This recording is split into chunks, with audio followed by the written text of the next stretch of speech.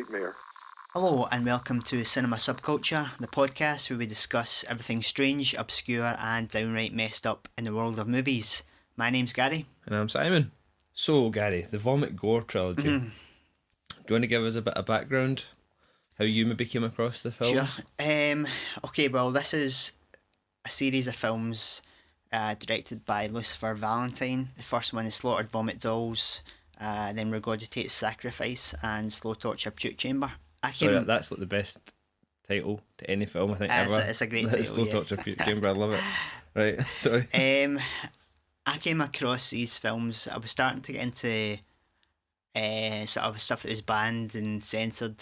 And I was watching a couple of guys on YouTube talking about more extreme movies and stuff like that. And I think it's a guy called Mr. Parker on YouTube. And he did a series of videos called Disturbing, the Disgusting and the Taboo. Okay. And this was in it. Slaughtered Vomit Dolls was in it. So I thought it looked pretty interesting. Indeed. So I checked it out, and I quite liked it. It's self-proclaimed vomit gore, the inventor of vomit gore as a genre. Pretty unique. Definitely, yeah, definitely never seen anything like this, no. Do you think any of our listeners will have seen it? I don't know if anyone will go and listen to it in lieu of us doing this podcast on it, but do you think anyone will have seen it? Might have done. I don't know much about our demographic. No, I mean it'd be interesting to see, to get some feedback on people who have actually seen it, and also people who have seen it just to watch it for the podcast. Yeah. I mean, they are fairly underground in the sense that they've only been released on DVD in America, and it's the type of thing that would never get released in Britain. You're not just going to pop into Blockbuster series sitting about. So, Lucifer Valentine, that's not the guy's real name. Well, no, or we don't probably think not. it. No, yeah, and he's never been we don't have any pictures of him. He's not really. He's pretty reclusive. Yeah. I would say, is that kind of self-imposed, or is that just because of the reactions to his films? I think it's maybe both. I don't know. It's because it's a great kind of persona to have like a secret identity, and it creates a whole mythos around sort of a cult. I mean, the name it makes me think of Marilyn Manson. Yes, the pretty and the profane. Definitely.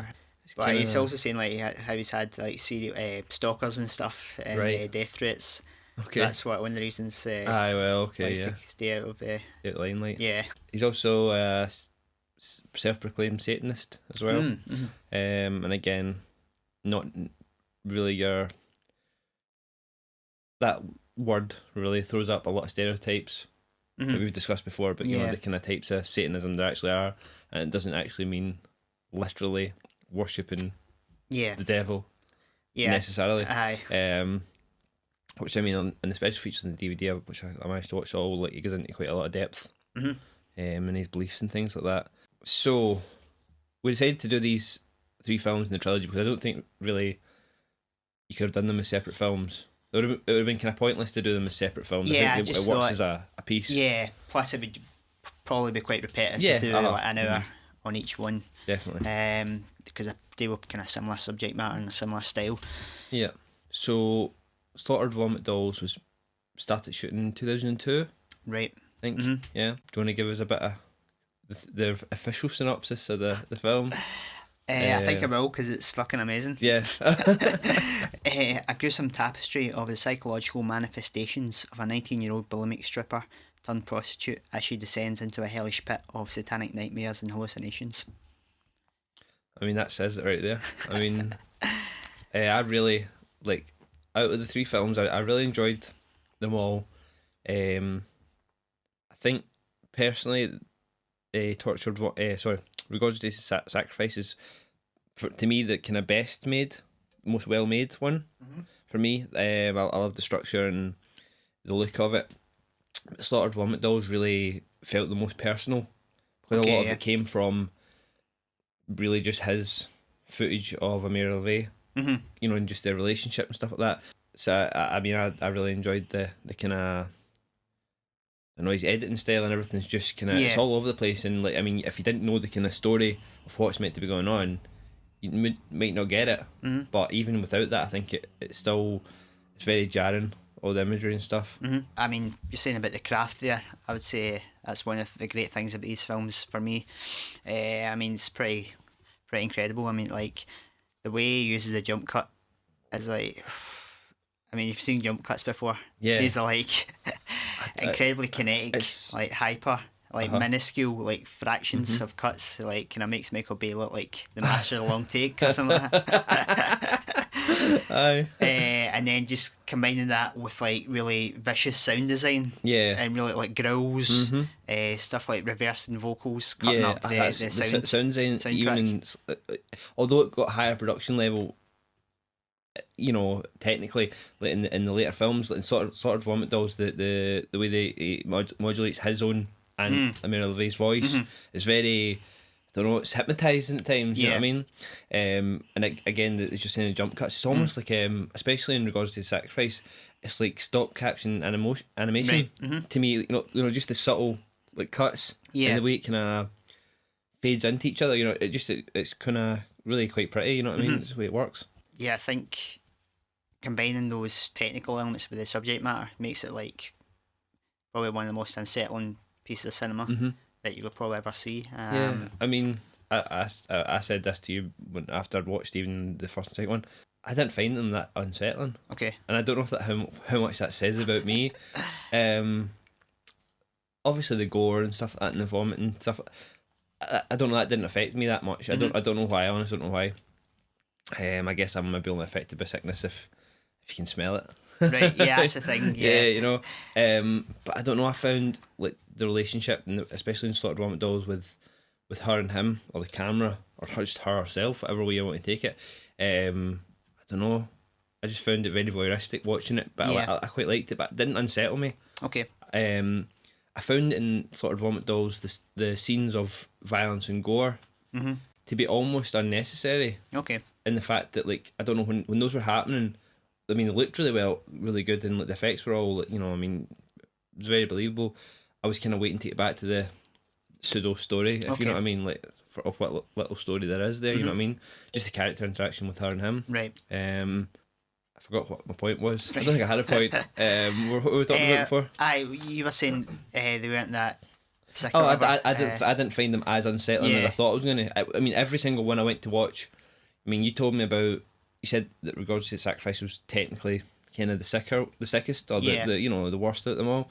So I was quite on edge when I went to watch it. Then I watched it and I was like, maybe that was what it was. Maybe I was setting myself up for this. Like, I don't know what I was setting myself up for. But and then even with Slow Touch Repute Chamber, he said it was less gore and more kind of unsettling imagery. Yeah. Now. Well, maybe I didn't say unsettling. Weird. Sorry, you strange, said. Sorry. Right. Well, I took it as maybe unsettling. Okay. Right. And kind of. I guess just in my head I thought it was going to be something kind of more scary, like paranormal or something like that, because I get really freaked out by that kind of shit. Okay, right. Like little children ghosts and things like that. That freaks me out for some reason. So I was kind of prepared for this. Okay.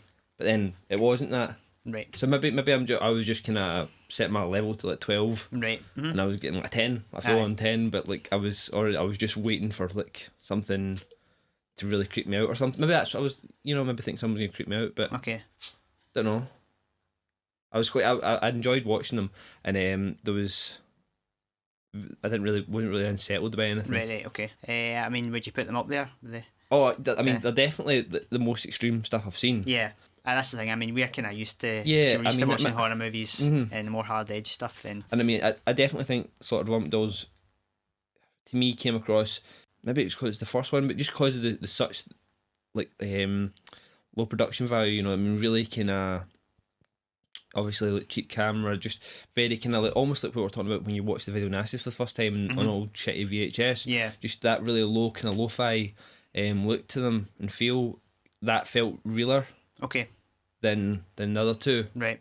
To me anyway, and kind of more visceral, but. I mean, they're definitely. I couldn't imagine. I mean, I told you the story. I told my wife like how about the vomit gore genre and how it came to be. You know, from the max hardcore puke fucking the Lucifer Valentine talks about in the DVD, and she wanted to chuck like boiling coffee over me. She had a coffee in her hand and wanted to chuck it over me, and I'm like, I didn't make the genre. I wasn't in the pornos. What the fuck? So I don't think I could show these to anyone else. Yeah. I don't think I could recommend them to anyone else, but I certainly enjoyed them. Mm-hmm. It's like when we watched. I guess it's kind of when we watched Island of Death. It's again, I was set up for like really. Oh my god, this is going to be horrendous or something. Quite hard to watch, but I fucking loved that movie. So it's kind of similar to that. It's not obviously much more serious and much more extreme compared to that, but it didn't offend me. Put it that way. That's what I mean. You know what I mean? I don't know if I was expecting it to offend me or not, but it didn't. Okay, so Slaughtered Vomit Dolls. It's the first one. I think the most interesting thing about this movie is what you're saying about how it's just the one-on-one with Amira Levy, Angela Aberdeen, and Lucifer Valentine, the character or whatever, the demon. I think Amira Levy's performance is pretty phenomenal. Like anytime she's just her talking, it's pretty compelling, and the fact that there's a kind of merge between her real life and the character. Yeah, I mean, watching some of the making of stuff, like I was surprised how much of it came from just like conversations she was having with him. You know what I mean? It was just excerpts from that. Yeah. Like real life conversation, nothing to do with shooting the movie. Before he even kind of decided he was going to properly shoot it. And that kind of, I guess that kind of, not unsettled, definitely didn't unsettle me, but that kind of brought it even further home. And how clever it is to kind of integrate the two characters, the real life and the character of Angela Aberdeen. But I think that's what makes that's why her performance is so real, because it is real. Yeah. And I found there's scenes in the second two with Amira Levy that felt more scripted. Okay. And were lacking that realism. Right. You know what I mean? Yeah. Particularly the ending of Regards to Sacrifice, I thought, like, cause it's as if she's reading. Okay, and I think she is. Like, you see some of the outtakes and stuff like that, she is kind of reading what to say. Right. And I mean, that's fair enough, but it felt, the performance just didn't feel as if it was as natural. Right, yeah. But the first one is mesmerising. It's just, I couldn't stop watching it, So it's basically, she plays like a bulimic prostitute, and then you've got her sort of confessional scenes, and then contrasts with dream sequences, sort of her hallucinations of like the slaughtered vomit dolls, different characters being killed in extreme gore settings. For me, I didn't feel that they kind of gel together that well. It's one of the major criticisms I would have of this film. I mean, the gore scenes in themselves are pretty interesting. They're pretty well executed. Yes. As sort of pseudo snuff type sequences. But for me, I feel if they're going to be hallucinations or dream sequences, they're only quite abstract enough. I mean, I know it's like sort of tiny budget, no budget filmmaking or whatever, but the fact that you could see like the polythene and the floor and stuff, right, it kind of pulled you out the film a wee bit. And I think if you compare it to what it does in Regards to Sacrifice, where having it in a pure white room makes it much more abstract and dreamlike. How did you feel about the... I definitely got the disconnect that you're talking about. Yeah. For me, it was like... It definitely felt like these were... To me, it was almost like these were images that were being projected into her mind. If we take it on the kind of literal thing of she's made a pact with the devil, right?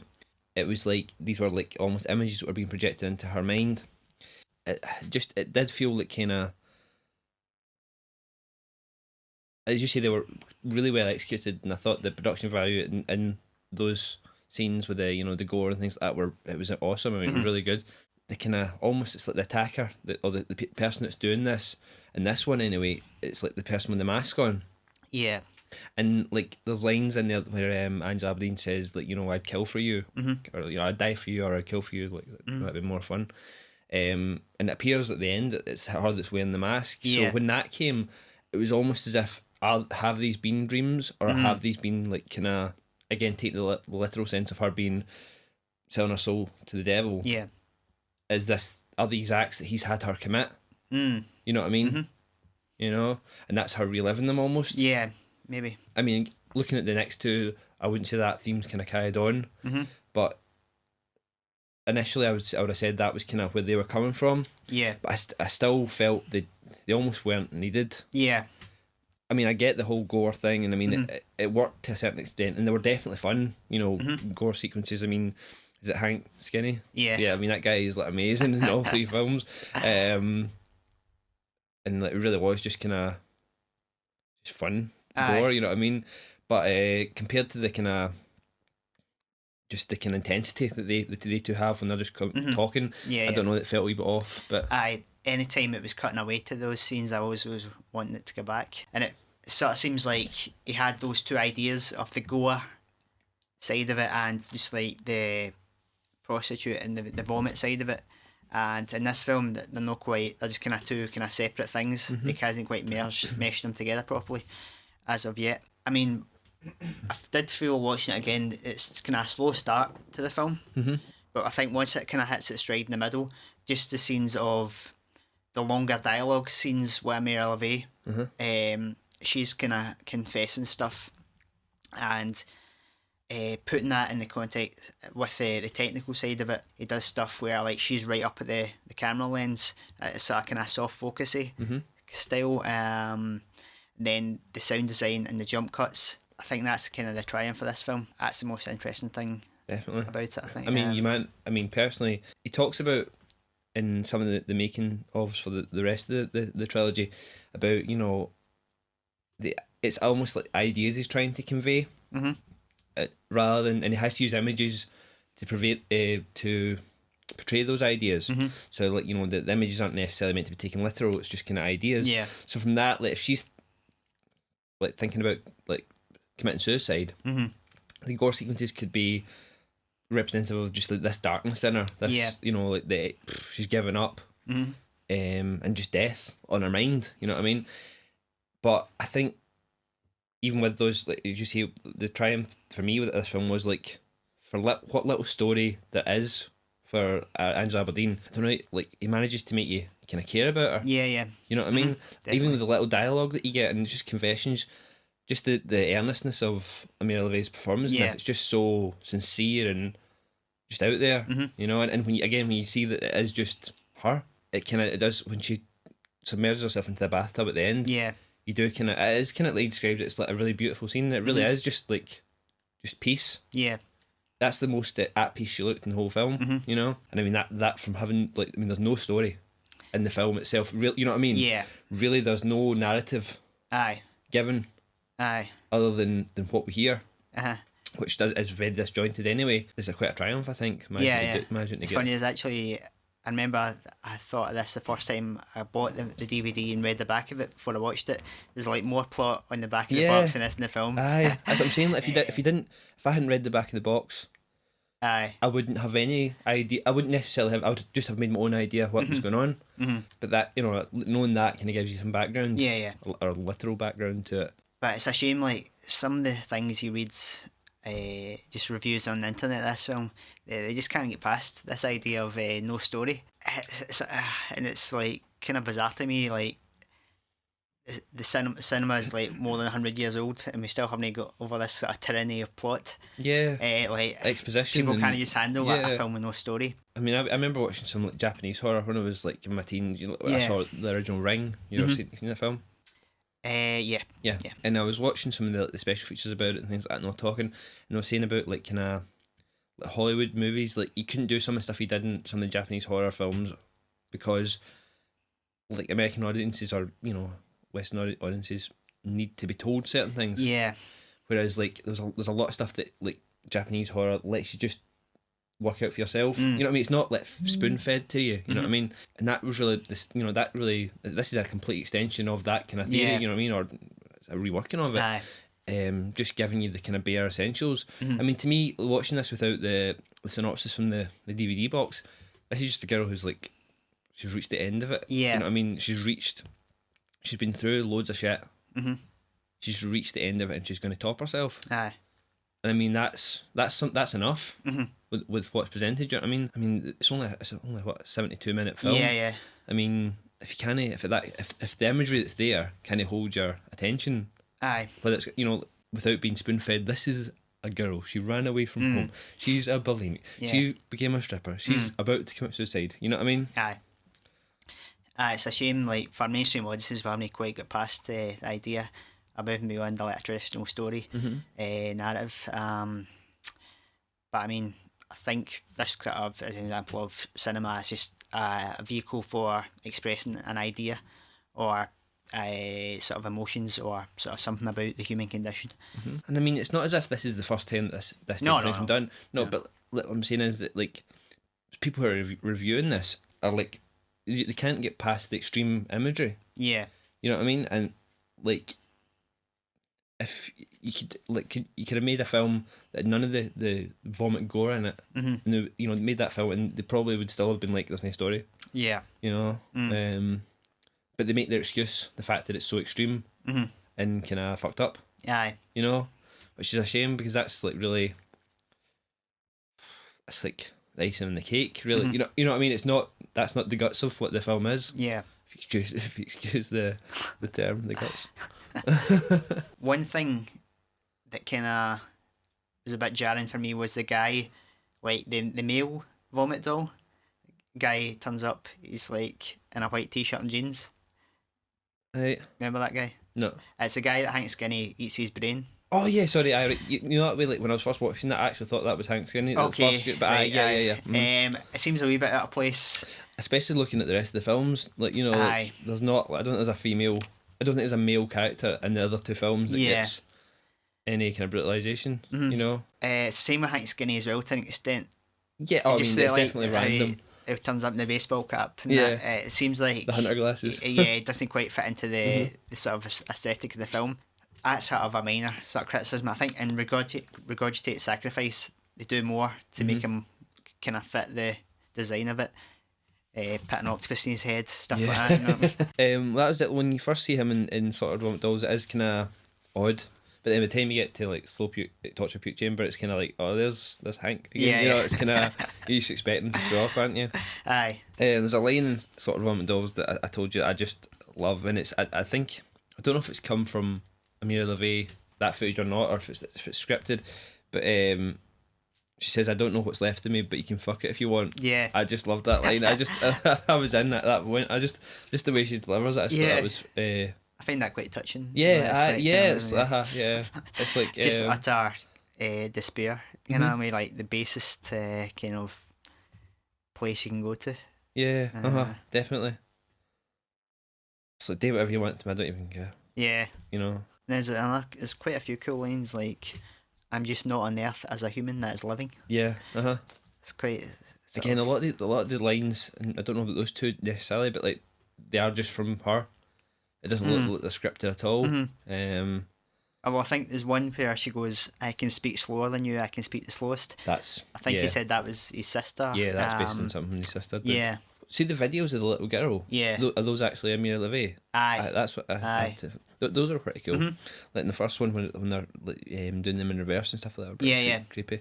Yeah, sort of feeding into the idea of like corruption of innocence. It's almost like if we're taking again his literal sense of it being Satan, who she made this pact with. It's almost like he's been watching her, especially because it's shown as if it's on a TV since she's like, you know, since she's a little girl. It's quite cool, and maybe corrupting her from then. Maybe even he's been the kind of source of everything that's went, you know, leading up to this point. Again, taking it in the kind of literal sense, but and also the sort of ideas of what is a sort of female hopes and desires, like because she's saying like she wants to be a singer, ballerina, stuff like that. And said she became a stripper. Valentine's kind of just sort of critiquing the sort of false nature of that in a way. I think he likes that innocence, like the kind of idea of that, but then in reality how just things really just get debased and fucked up. Yeah. I mean, I think overall he has like a positive outlook in the film. I don't think, because I mean, I was watching an interview with him on YouTube. There's a girl called Fangirl Sarah who does videos of extreme movies and stuff, and she had done a phone interview with him, and he was saying how people had said these films are coming from an incredibly dark place, but he's saying, no, I'm actually like a really happy person. Yeah, I mean, that's it. Like, some of the making of stuff, I mean, especially I was watching stuff for Slow Torture Puke Chamber, and there's some scenes in that, and like he's just, oh man, that's fucked up. The way he's shooting them. And that to me just says, like, But and then he says, but it looks great. You know what I mean? Aye. That's definitely what I took from it. It's kind of like, this is like fucked up shit that should never happen. But I'm showing you this imagery, Yeah. but it should never happen. You know, it's like almost, as I said to you, it's almost shown us it so we don't have to see it. You know what I mean? Yeah. I know, like, I've been thinking last couple of weeks since I started watching these, and this is going to seem really cheesy, right? But it's almost like the world looks like a prettier place. Okay.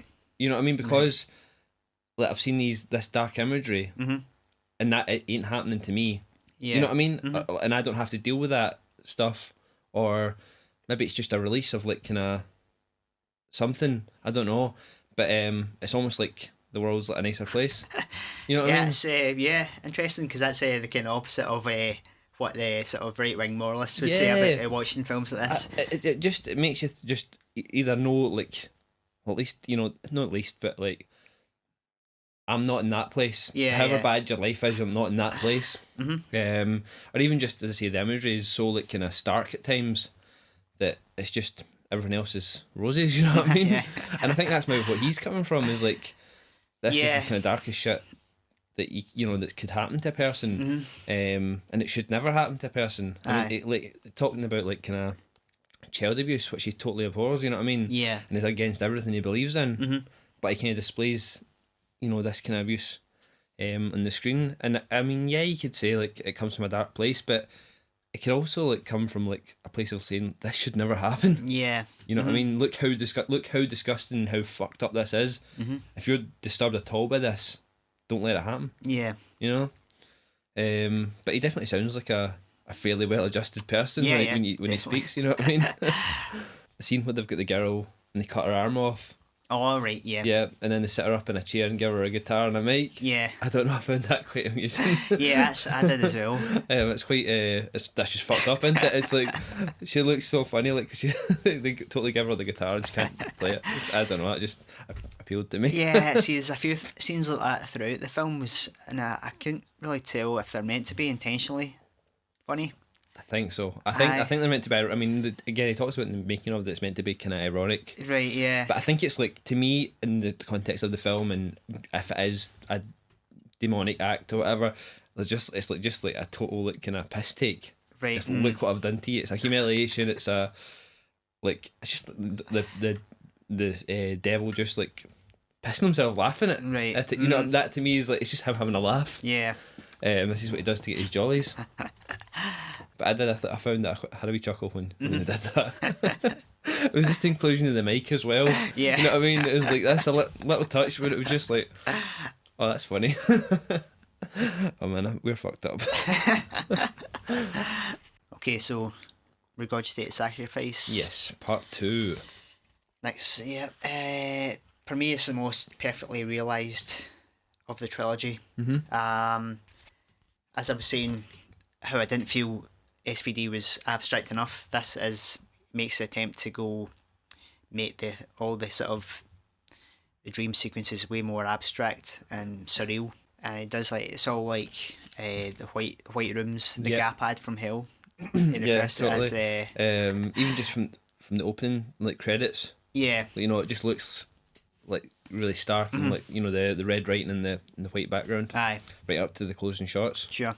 And then the sound design is even kicked up again, even more, like a lot more drums, like toms and kick drums like and crash. Just really kind of weird, fucked up music as well. I found the growls quite like jarring. Like a couple of times I was, oh, what the hell is that? You know, that way. Cause it was a really good sound design. To me, that this like SVD is more kind of, again taking it from the literal of her being, you know, making a pact with Satan and dying. It's like SVD's kind of like the scenes with her in the camera are like her in the real world almost. Yeah. And then the gory imagery and things like that that's almost like kind of it's just hallucinations, as we said. It's kind of like her mind fucked up. Whereas regurgitated sacrifice is like, this is like her dying. Yeah. It's, you know what I mean? It's meant to last like 120 seconds. Yeah. It's her actually. Yeah. Her brain death happening. Yeah. So it's completely immersed within that hallucination. And maybe that's why the dream sequences work. Aye. Like more seamlessly with everything else. Yeah. There's no elements of this that to me like could have occurred in the real world per se. You know what I mean? The first image really that we get is the twins, the Black Angels of Death, joined by the head coming out the trees. I thought that was really cool. And then they get swiftly cut apart. Although the very first image we see is incredible. Like, it's a black screen, and then he starts to light it from the left hand side of the frame to the right, and it's Samir Levy's face. It's pretty phenomenal. So you've got the Black Angels of Hell, sort of the main characters we follow through meant to be predators of. It's almost like kind of delivering Angela Aberdeen's soul to the devil, really. You know, getting her as. I mean, they talk about like the different aspects of her personality die off as she dies. So there's quite a good section where it's like cross cut between like Amir Levy and sort of similar scenes to SVD. But then it's got footage of Levy as a prostitute, which is like real porn footage that Amir Levy actually did in real life. Right. Like, you know, the sort of black and white stuff. Oh yeah. That's actually real. Oh right. Is that? I didn't realize that was all done for this. No, they said like in one of the countries they managed to find some and they bought the rights to it. So that's like a sort of continuation of what I liked about SVD, where you had this sort of cross cutting with all the weird jump cuts and crazy sound design. Just the kind of just talking about bulimia and prostitution and stuff like that. It's pretty. What I quite like what he does in this film with jump cuts, which I never noticed in the first one, but he'll jump cut but also move the position of the camera slightly. I mean, like, if you go back to like Breathless, the Godard film, which is like one of the first major uses of jump cut, you've normally got like the camera's in a fixed position and like you're just taking out like frames that you've shot, so it creates that jump, but it's like almost a similar image, but then maybe the background might be different. But like he's got like one shot and he'll cut, but it's like essentially the same position, but it's like slightly moved. Which makes it even more unsettling. That's what I was meaning with the whole kind of. It feels like it's dissolving into each other. That that gives that kind of look to me, and the kind of stop motion look where you're getting like kind of almost like a full thing, but it's for obviously from like, multiple takes. And it just has this kind of smooth, kind of dreamlike fluidity to it. It's kind of. It's an effect I never really expected that, because the first one I don't think it does it the same way. It's more of just kind of jumps. But not so much movement. But in this one that really works well. I know I mentioned to you again about the camera placement in the floor a lot of the times, for especially some of the gore sequences. The way it kind of almost like scuttles around. It's really quite. I'd really enjoyed that. I thought it was really cool, good idea. Like, it was almost like an animal on the floor. It was, you know, everything from mega wide to right up close and almost smacking them in the face. So I mean, Levy's not in it as much. I think all the other characters kind of step up to the plate in this one. Got the teen porn star character, Isabel. I think her name is. She's quite interesting. She actually becomes to be another Angela Aberdeen. In some way.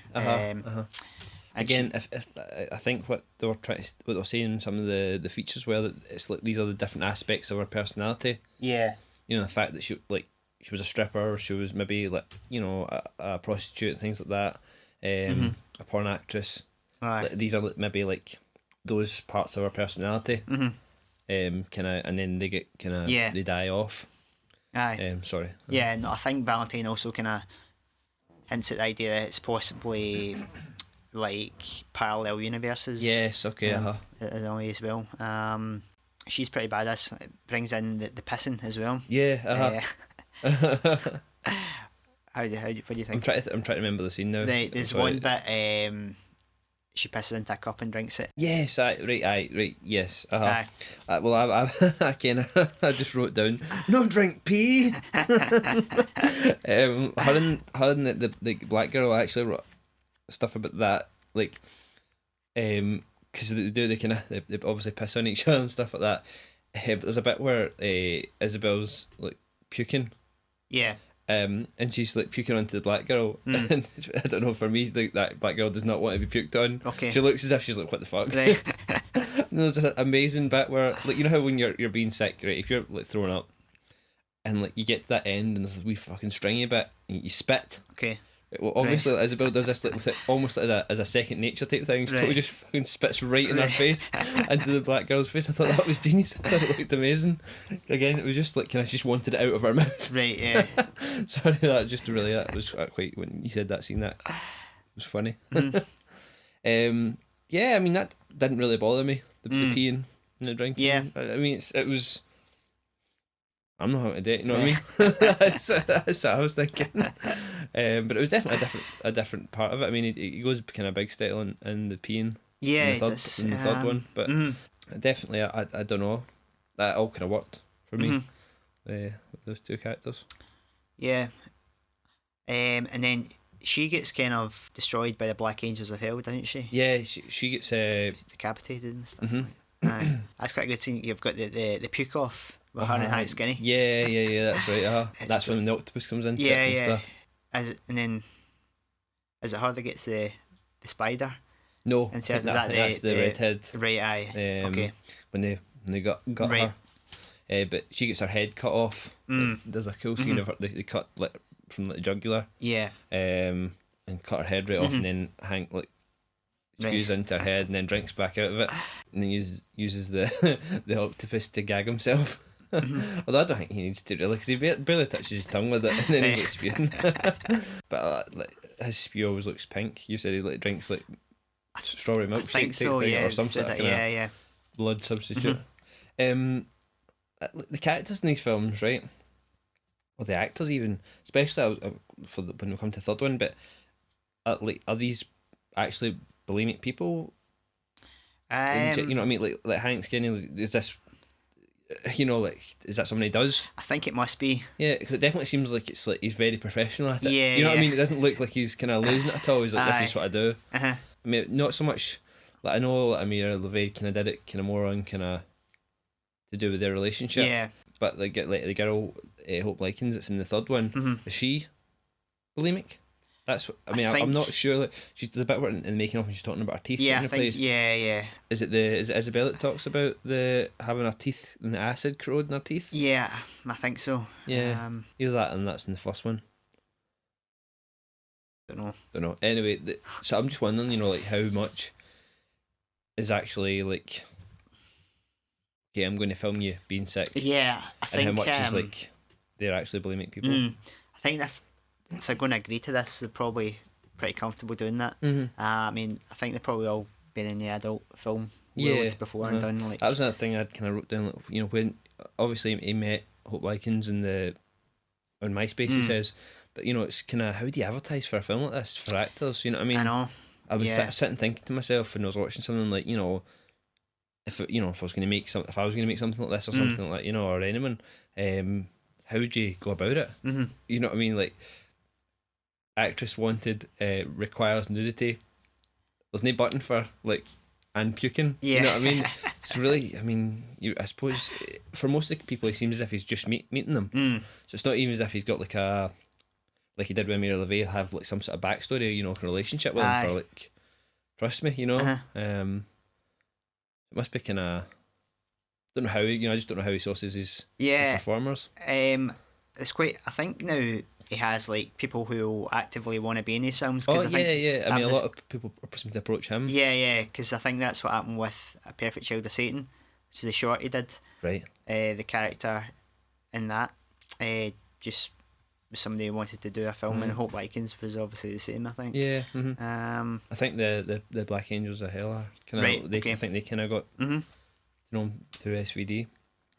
One line in the film, which is pretty. It's sort of a charged line. It's near the start. Amira LeVay says, "I like it when you rape me." Yes. I mean, from a feminist point of view, it's probably. I don't begrudge anybody that likes anything. Right. You know what I mean? Like, aye. To me, that's like kind of. I don't know. It's like saying like I like it when you fuck me. You know what I mean? It's like it's not necessarily everybody's turn of phrase. And I get, okay, it's gonna be like it's very controversial. I'm not defending rape, but I mean, to me that's not what's really happening. Right. You know what I mean? The character's kind of inviting it. She wants to be there. Yeah, But I'm just thinking, like, objectively, for a filmmaker to put that line in a film, is that open to criticism in any way? Oh, it's really open. Aye. The whole films are wide open to criticism. Yeah. But I mean, from a point of view of misogyny or sexism, I mean, the idea of rape is a whole sort of dominance of, like, females as a passive sex object or whatever. I mean, it's almost like an oxymoron. Like, because, like, I mean, I don't know the exact definition of rape, but surely it's like sexual intercourse without consent. Yeah. Or, you know, unwanted sexual intercourse. So if she likes it, if she's saying she likes it, then that surely that automatically makes it not rape. Yeah. I mean, so I don't know if he's coming at it from that. I don't think he's coming at it from a kind of misogynistic point of view. No, I don't think he is. It's just it's a point of note, I think. I mean, you're talking about, like, can it be criticised? I mean, a total sidebar here, right? I heard recently, and I was listening to one of the podcasts I listened to, and they were talking about the Avengers film. Okay. There's a line in the Avengers when the characters are all talking about Loki, the character of Loki, who is Thor's brother. Now, Thor's part of the Avengers, in case anyone doesn't know who's listening, and they're like saying, they're basically slagging him off, and he's like, wait a minute, that's my brother. Okay. Right? Yeah. And then they're like, the characters are like, he just killed like 80 folk today. Yeah. And Thor goes, he's adopted. And it's a kind of joke. It's like a joke, you know, because he's like kind of defending them, right? But apparently in the States, there's like the adoption unions have got up in arms because of this, saying, you can't just say he's evil because he's adopted. Okay. Right. So I mean, taken from that, that people that can cause offence. Man, I mean, like anything, like, you know what I mean. If something is like throwaway and obviously not meant to offend, or be anything aimed at adopted people, you know what I mean. I was in the podcast, the guy's saying, he totally goes into like a rant saying like, this is why you guys were adopted, because you're fucking arseholes that take offence at fucking anything. Right. Your parents are like, you fuckers. That's why you're adopted. And then they're like, oh, you've taken the heat off the Avengers then, if you're saying that statement. But you know what I mean? So if something as light as that can be, and so family friendly as that film can be criticised, then this is going to be, that's like infinitely more controversial, but... Yeah. I mean, I don't think that's Valentine's intention. Like, there's a couple of levels to it. The fact that it's something Amir Levy actually said in real life. Yes. And the fact that it can obviously be part of like an S&M type relationship. But then what I think kind of Valentine's intention in putting that line in the film is characterising Angela Aberdeen as just at the point of like utter despair and degradation. Like, it's kind of like the line from the first film. You know, you know, I said it's kind of like a version of that, I guess. Just like in kind of utter dependency and sort of passive to another person. I think it's more kind of the idea of the sentence rather than the kind of literal interpretation. I mean, that obviously is a far more controversial line than the stuff that's presented in the third film. But the third film talks about the Angela Aberdeen character says like she only feels loved when she only feels loved when she's being abused, almost, or like, you know what I mean? Like she needs someone to destroy her. Yeah. To like feel wanted. So I mean, it's a kind of coming off to me. That's the way she describes it in that film, and goes into actual detail about how she feels. Yeah. Is it's a more disturbed character point than the line that Amira Levy gives, which again, given that it's in real life, really is even though it's a more controversial word, you know what I mean. I feel it's more throwaway than the stuff in the third film. Okay, yeah. But yeah, I mean, everybody's gonna be offended. What did you think of the? I know I discussed this with you, like the Kurt Cobain stuff. I mean, I didn't really get that much of that from SVD, other than the date that they both died. Within the film, but I felt in regards to the sacrifice that it felt the stuff from outside his house felt a wee bit tacked on. Yeah, it felt like that to me compared to the rest of the film, but I don't know. I like the poem that ends the film. You know, the kind of the dream. Yeah, that's talked about. Just it was kind of out of nowhere a wee bit. You know what I mean? Yeah, I mean, I feel it's sort of coming from a sincere place, because I think Valentine said that he got the idea from the film after he'd like been to where Kurt's old house. Yeah. But to me, the sort of connections between the two seem slightly superficial. It's just like similar like references to the date and things like the names of the hotel, Excelsior Hotel or Excelsior. And then just a section at the end that has the footage of outside his house. It was a bit unnecessary. I think could have done without it. Without that footage from outside his house, his old house, I think the references work quite nicely, you know, and quite subtly throughout. You know, what I mean, you might see them, you might not, you know, and that works pretty well with him being a big fan of Kurt's and kind of wanting to kind of like pay like homage to you know his life and his death. But I think when it feels like it's getting kind of smacked over your head at the end of regards to the sacrifice, you know what I mean? Whereas the rest of the references, like when he goes through them, he tells you all the references in the first two films. It's quite subtle and quite kind of like just him paying respect. Yeah, you know what I mean. Whereas that bit just feels a wee bit kind of like, ooh, here it is, you know. Yeah. Which kind of feels like goes a wee bit against what the rest of the stuff he's saying about, you know, stuff being taken literally, and as opposed to just ideas. What did you think of the end sequence to regards to the sacrifice with Amir Levay? And I take it a fake penis. Right. At first I wasn't sure, and then when it started ejaculating blood, okay, now I knew then. What did you think of that?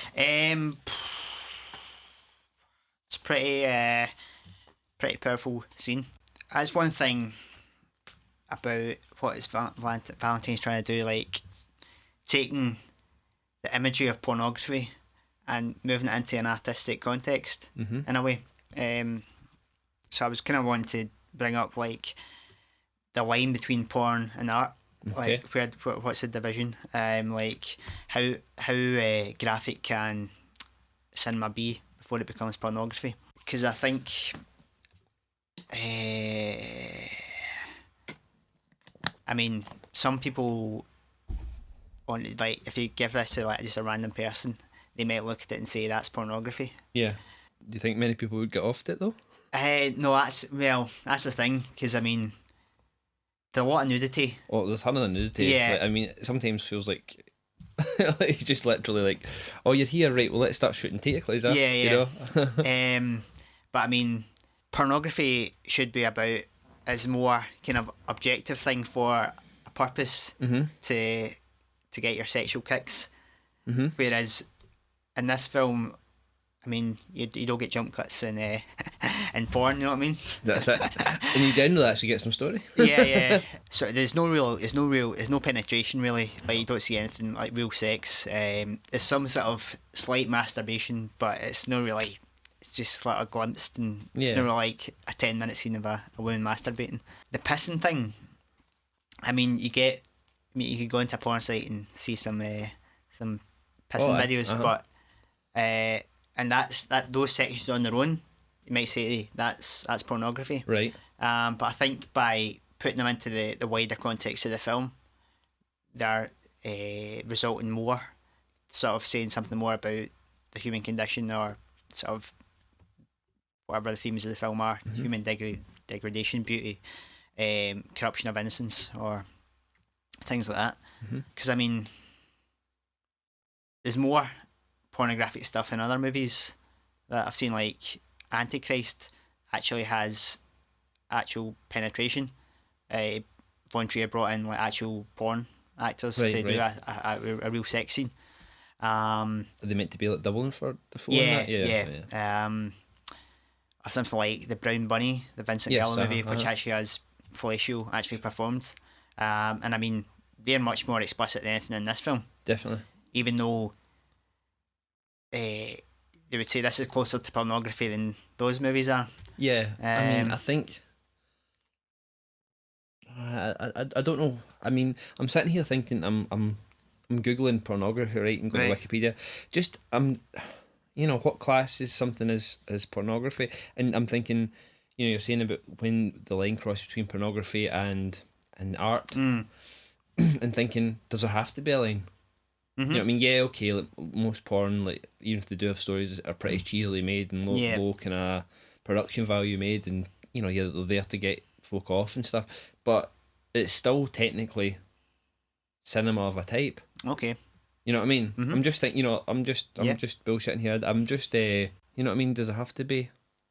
I mean, there are many mainstream Yeah. Well, films you out might there say that that have. porn has no artistic integrity or intention. No, totally. Aye. Yeah, yeah. I mean, but Um, again, that can't always be said. I would think. I would say Okay. that I've you know, there's probably some. I mean, there's definitely like mainstream films that are largely pornographic. I mean, I've never seen film Nine Songs, but apparently it's Okay. pretty graphic. yeah. I don't know. It comes back to that thing we were talking about. Remember, I was talking about like censorship and like things getting a pass because they're classed as Yeah. art flicks, if you will. I mean, I'm certainly not like saying that like all pornography or like most pornography is like should be classed as cinema or you know as art films or that. Where is it's true? Where Yeah. is the line? Is there a line? You know, does there have to be a line? I don't know. I mean, I certainly wouldn't class these films as pornography, but as you say, that there's definitely prolonged scenes of. I mean, like, what do you think Julie would say if she came in and saw you watching that? Would she? Would she say? I don't think. I think she'd say like you watching that fucking vomit Gore Right. Trilogy again. Yeah, before she came into the room, kind of thing. No, I know exactly what you're saying, but I mean that's. I guess. I mean, I suppose if I had my dick in my hand or something, that should maybe be a bit kind of what the fuck's going on. I'd be getting more than the fucking boiling coffee over me. That's for sure. What's your? I mean, what do you think? I mean, you're saying where where the line is. I mean, Yeah, I mean, I don't think I would class these as porn. No. But just what I was saying that Valentine's obviously influenced, takes pornography as an influence, I is mean, using those images, yeah. but by putting them into this context, and again, it's we're something talking different. about stuff that gets folk off, as in pornography, Yeah. quotation marks, obviously. Valentine's a self-confessed metaphile, Aye. right? So, like, in other words, gets turned on by vomit or puking. Sorry. So, in that sense, would he then find these pornographic, these films? You know what I mean? If he like if puking turns him on, right, as Right. much as say actual penetrative sex, Right. you know what I mean?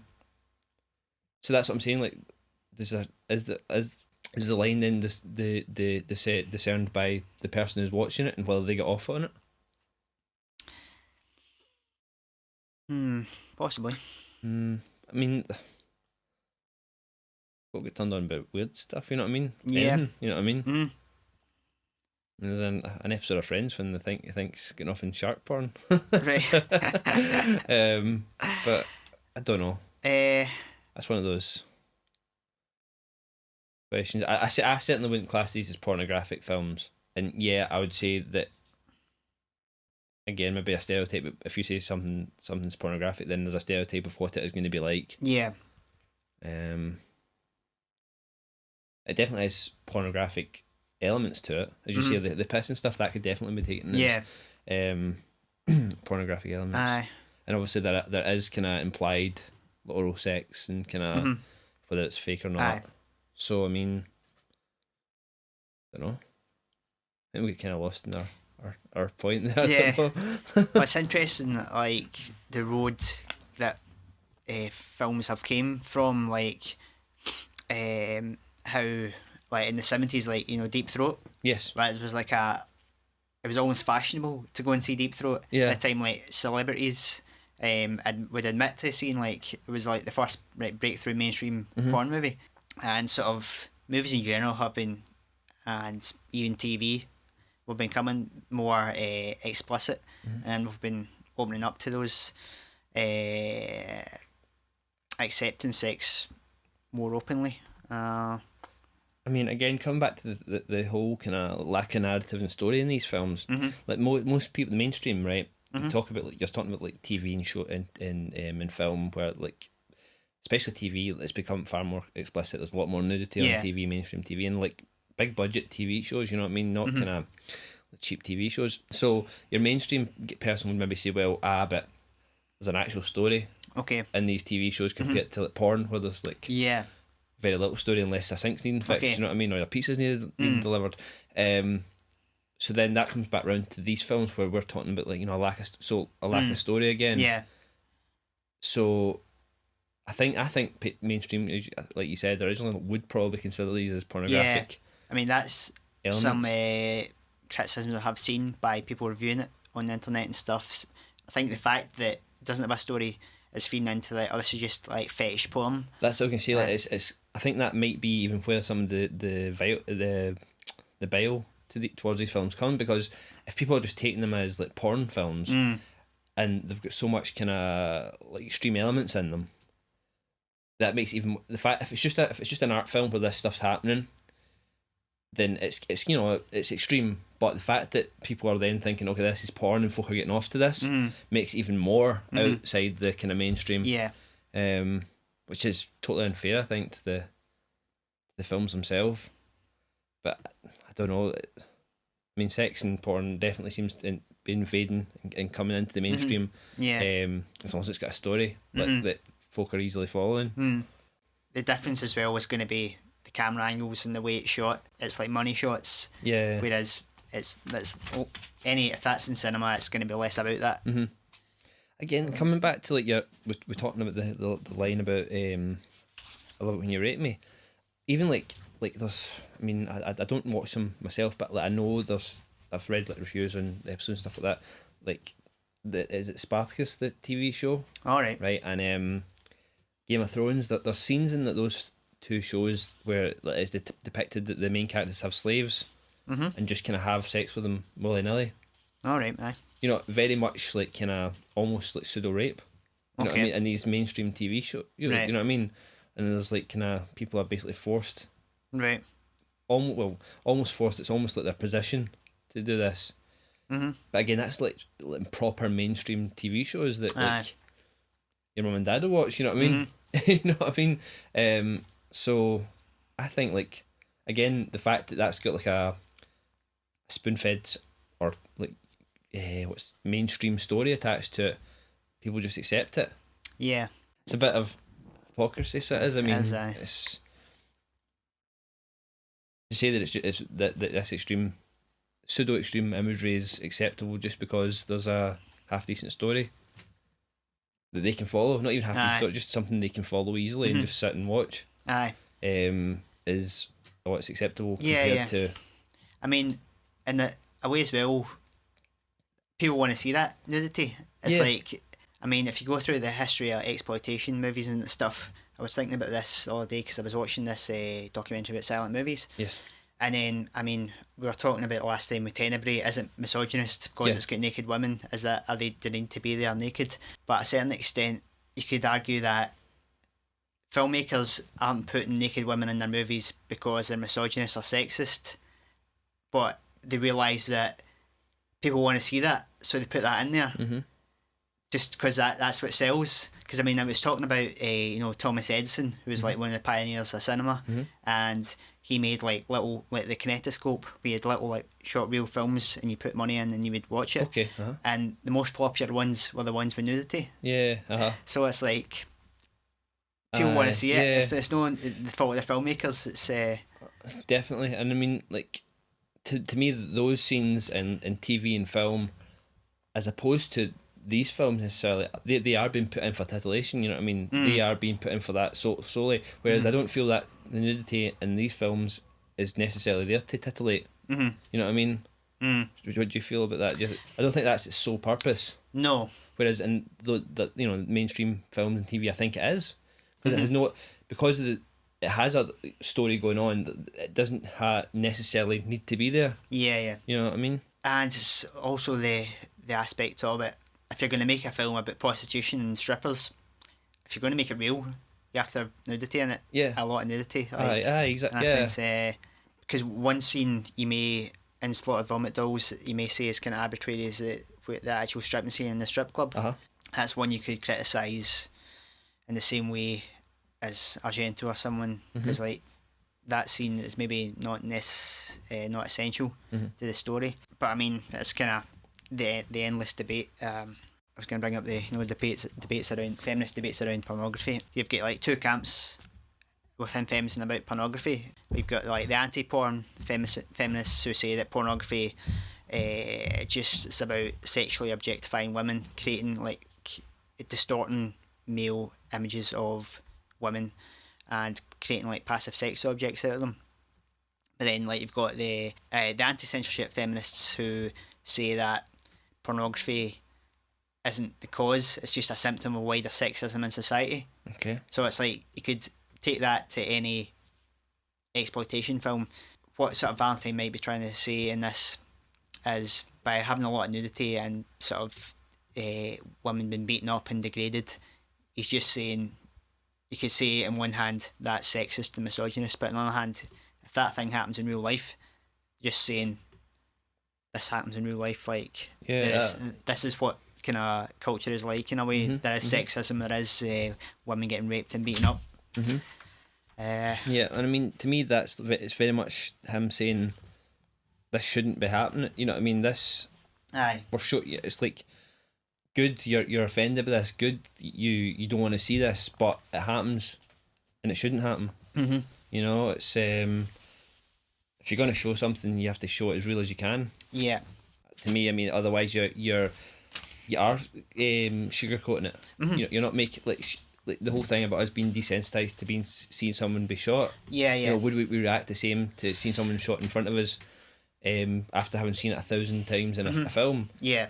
I mean, to me, I don't think you would, because I think it's going to be much more graphic and brutal than you would see it in a film. You know? Yeah, that's the whole irony of like the sort of conservative position on censorship and stuff. Like, if like they would probably take a film like Irreversible and say that rape scene's utterly disgusting, it should be banned, cut out. But in one sense, that showing rape as it actually is more morally responsible than showing it in a really fleeting way, just kind of sort of sugarcoating it, as you're saying, to make it more palatable for people. But that actually brings the severity of rape down. Yeah. Or even like murder or well is like gunfire and everything like kind of almost makes it more kind of more acceptable in the mind. You know what I mean? Able to take it. But to me, like scenes like, especially that scene in Irreversible, it's like you have to be disgusted by it. You have to see it and be disgusted by it, because it just shouldn't be happening. You know what I mean? That has to affect you that way. You know what I mean? Otherwise, you're just going to be like, oh, it's not really that bad. I mean, you're not going to say that, but that's you know what I mean? Seeing it like that is, you're like, fuck, it's that bad. You know what I mean? It's just, and it's the same with these films. It's like it's just all presented there, and there's no way you can think, well, bulimia is not that bad. You know what I mean? Or you know, suicide isn't it? It's not that bad. You know what I mean? It's just a way. You know. And I think that's where the censors just don't get it. I mean, if you cut that scene out of Irreversible 1, the film doesn't work. Yeah. Right? But, like, to me, it's the ugly payoff in that film. You know what I mean? That the film's so well shot and the ideas are so, like, vivid that when you get to that scene, you're just like, oh my God, you just can't believe it's happening. Yeah. Again, you could talk about that for forever, but I definitely think if you're going to present something like that, murder, rape, anything like that, if you're going to put it in your movie, then you have to be, if you're going to watch a film with that in it, you have to be prepared to see it as it is. Yeah. And know that it's going to offend you and disgust you, because it shouldn't be happening. You know what I mean? And that's why it's there, you know? So, getting back to this, to the ending of Regurgitated Sacrifice, no, that thing, it wasn't that fucked up, was it? You know what I mean? Well, the shooting blood into the mouth is pretty an extreme image. Yeah, definitely. Again, having it in the kind of like having like there's a scene, the bit shots before that when she's giving the kind of the talk and things like that, and she really does look so pretty, like you know, just kind of like, I think it even says like you look like a movie star, you know. And then going for that to this like kind of blood drenched thing, that to me that is, it's like the whole film's like the Black Angels bringing her to this end point. And that's like her now being like inducted, you know, and like kind of giving herself completely to Satan, if you will, within the context of the literal film. I I thought it was pretty funny. Aye. I just because it was weird because at first I was like, is that Right, it does look kind of half real at first. Yeah, aye. at first, and then when that happens, I thought, oh, that's funny. So it just kept going, you know. Yeah. It was just like, oh my god. But yeah, no, it was good. Mhm. Quite a solid ending to that film. As I say, I definitely think that's visually the most kind of well presented Mhm. of the three. I really like the two girls that play the Black Angels. I thought they were perfect. Yeah. But when they're beating up that girl in the bed, beating Oh up, yeah. Smashing on the head of yeah. the clock and that. It was her, wasn't it? Because they've got the stripper Right. or the call girl Aye. that they kind of beat up and stuff like that as well. But the smack on the other girl in the back of the head with the telephone, that was really. Right.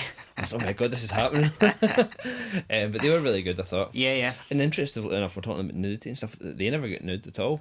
I think they're the only characters in the whole of the films, other than Hank Skinny, that didn't get nude. All right. You know what I mean? Okay. That was kind of. Are you sure? I'm sure they don't get nude. Okay. I'm thinking of that scene when they're in the white room, all covered in blood and that. Yeah, no, I No, don't are they think so. not I nude don't there? think so. I don't Okay, think so. right. I could be wrong. But Right. just I thought, it's kind of weird having them having everything else. Yeah. Every other character in the film, every other female character Okay. anyway. But even the scenes where they're with Amelia LeVay when she's pregnant and stuff like that. Yeah. So that was quite a cool image as well. Because it's, I don't know what that was really meant to represent. Mm. You know, with her being like pregnant. Obviously, what she was pregnant in real life, Aye. but like, I don't know if it was meant to, maybe something else. You know, I just wasn't sure if that was, you know, if it was meant something, because obviously she's pregnant at the beginning of the film, or like most of the film, and then it's obviously after she's had the baby after the rest of it. But again, it was cool imagery and just stuff that you're not going to see anywhere else. Mm-hmm. You know what I mean? It was good, but I definitely thought that was like one of the stronger ones. Yeah. Okay, so the third part of the trilogy is Slow Torture, Puke Chamber. It is indeed. So in this movie, I think the setup is that Amelia Levy is sent back to Earth to sort of capture another Angela Aberdeen character. Mhm. This time it's played by Hope Likens. So this film, I feel, it sort of slows the pace down from RS. Sort of the music's less intense. It's a bit more it's a lot more calm melodic atmosphere. Yeah. And sort of the imagery is a bit more strange rather than gore. What I sort of took for this film was it's to do more sort of the destruction of the female form and like more like female anatomy in a way. Okay. You get the vomiting again, you get more pissing. You got like You get much more pissing. There's like 10 times more Oh, pissing aye, in this film aye. than in the other film I've ever seen. you've got I pregnancy. don't think I've peed this much ever in my life. Right.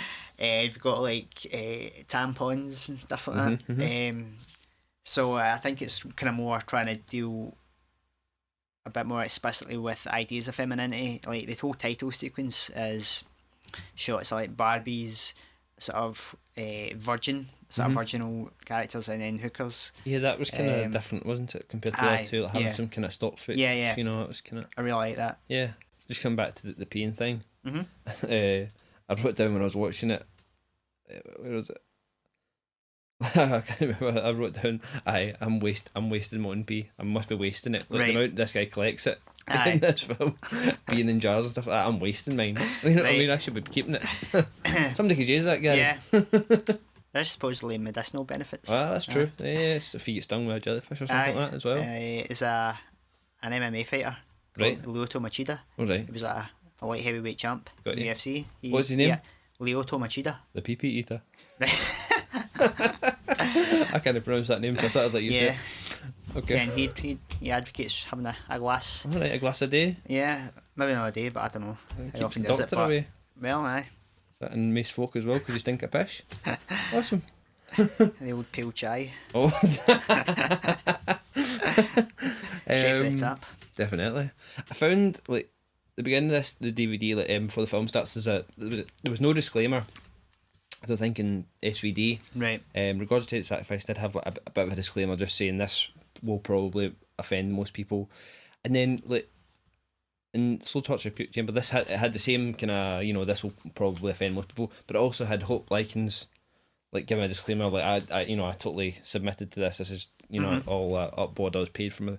I felt like, I don't know if that was pressure put on to him, but like it was as if he was getting more kind of afraid of the content as it went along. You know, trying to make sure that folk, you know what I mean. And I just when the disclaimer came up, I just thought it felt a bit, and it's nothing to do with him or anything. Like, I just feels do we really have to have that disclaimer? You know what I mean? The one with him saying, you know, like, listen, this is gonna probably offend most people. That's okay, Aye. but the stuff with her, I don't know. It was just felt like a lot. Right, maybe just as the films were getting more popular. Yeah. I think it's maybe a legal thing as well, just to protect himself. Just felt like it was just that wee bit more with every Yeah, film. yeah. Anyway, it was just a wee thought. I thought this one appeared to be like shot kind of 16:9. Yeah. Yeah. As I say that, to me the visual style of it wasn't as strong as regards to Sacrifice, but it looked pretty nice. You know what I mean? It was a fairly nice look to it and stuff. Seemed to be a slower start to it again, much like SVD. Yeah. There's definitely a lot of parallels showing like footage from SVD and from this of the kind of new Angela character compared to like Amira LaVey's, which I thought was quite nice. So this kind of deals more with child abuse and stuff Yeah. like that, as a sort of trigger for bulimia, and it's a lot more of Hope Likens just sort of confessing, like longer dialogue sections. And what I felt about it was maybe the most affecting emotionally of the three films. And it was sort of had, in a way, it was more confrontational because it was a little uncomfortable to just have somebody talking about their memories of child abuse. But at the same time, I don't know if it works as well as doing similar subject matter in the way that the other two movies do. It's more earnest and serious in a way, but it maybe comes off as a bit more preachy. Just I think it's better done in Regurgitate Sacrifice, where you're taking those themes and doing it more abstractly, when it's just like more angry and rage, like through the imagery. That was just one thing that made me prefer this film less. Yeah, like I was going to say, like I personally was more affected by I felt more involved with SVD.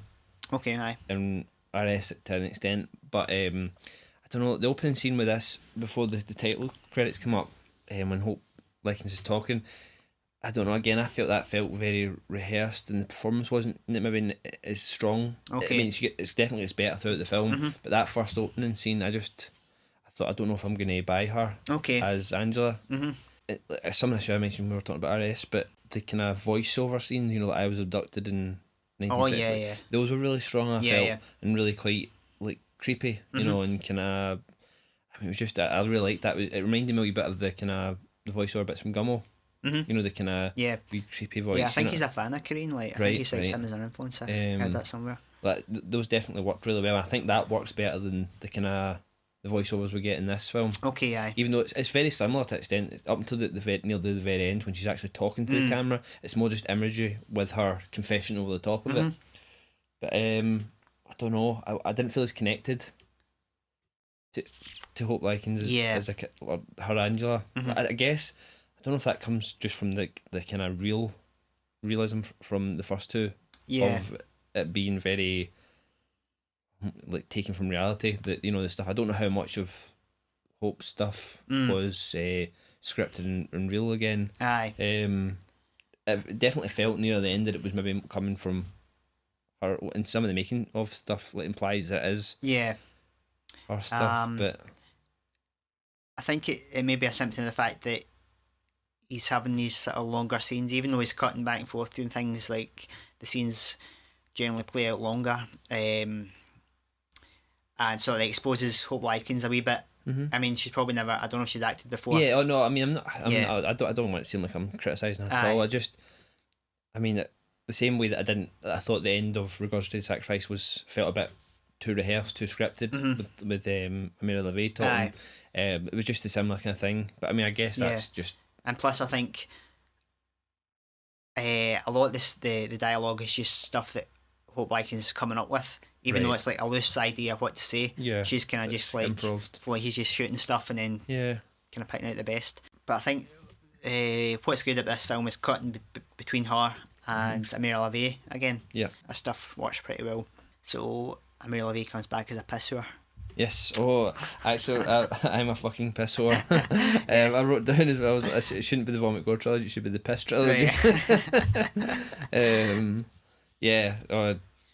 To me, that was like kind of again with her being delivered to Satan at the end of the last one. This was almost like her in servitude. This was just her daily. It's just what she gets up to on a daily basis, which I thought was quite cool because she wasn't necessarily being brutalised at all. You know, she got a couple of slaps here and there, but like nothing like it felt like in the last two. You know, Right. Aye. It felt more like this. She was just had it almost accepted her place. Right. And I guess that comes from the whole like her being sent back to infect someone else. It's like she really is like she's just like the servant of Satan now, if you will. I couldn't believe it when she pissed in her own mouth, man. Right. I thought, how's she gonna do this? Like, I mean, it's not the fact that she's peeing in her own mouth. That's I fully expected that. That's Right. fine. But it was just the like, how's she doing this? And then she up against the wall. That was brilliant. She definitely is a piss whore. The scenes when I mean again this felt a bit more like SVD as well with the kind of scenes of the two girls, the kind of like Latino girl almost. Right. Miss Lucy and that is. Yes. Right. Those scenes felt a bit kind of out of place. Yeah, I definitely. didn't know, I felt that as well. I didn't know because it felt like it was quite a bit into it before we got in any gore or any kind of violence, which it was. I mean, there was a bit of slapping and stuff like that, and some vomiting and things like that. But when that came, I was like, "Where's this going? Like, whereas the other ones we had like multiple, like people being brutalized and kind of violence and stuff like that. That felt like kind of almost its own little thing."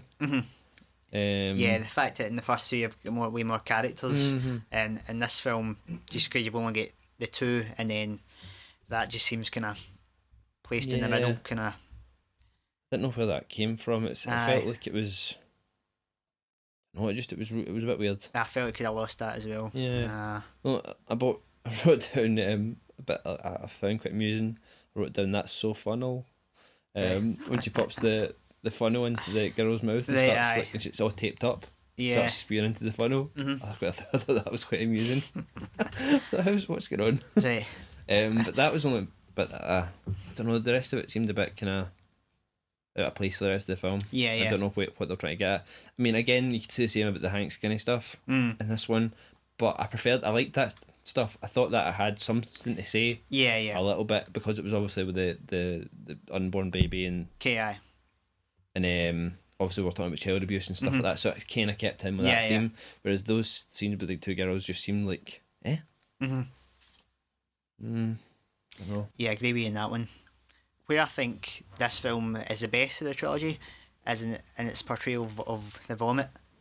Because it takes a more artistic approach, you might say, making actual colour in the vomit, taking things like, so there's a scene where she vomits blood into the shot glasses. Which is pretty cool. Yes, and you're setting up the shot glasses. I thought that was quite the performance of her. Obviously, as if she's drunk, comes into the bathroom. I thought that scene was really good, and she was like trying to set out the shot glasses, keep knocking them down. It was like, and the way he was doing the jump cuts. It was also like she's doing that one of the tricks with the cups. Because like sometimes it was 6 and then it was 5. 4, and that's pretty awesome. So that was pretty cool. And then later on you've got the charcoal.